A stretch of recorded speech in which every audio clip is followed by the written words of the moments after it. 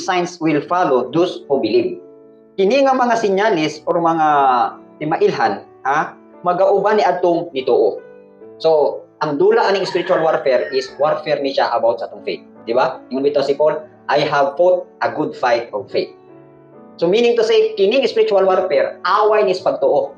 So, kinahanglan mo tuo gyud ka. Kung di ka mo tuo, pildi na kadaan. O magduha-duha ka, pildi na kadaan. Ayaw apil sa gubat kung nagduha-duha ka. O sumasagingon sa pulong, ang mga talawan mo ugay mag-una sa impyerno. So, paisugay yun Notice ninyo, along sa atong teachings about spiritual warfare, naagay manifestation. Tinahanglan, aktibo mo, abtik mo, saan niyo siya pagsukol. Katong inyohang mga, gibutang nato, mga strongholds atong mga kaliwatan, mamisita to. So, be careful mo, kayo dili mo, kabalo mo away, dito na maigo sa inyong mga anak. So, kinahanglan, isog yun ta. So, muna yung diri, and these signs will follow those who believe.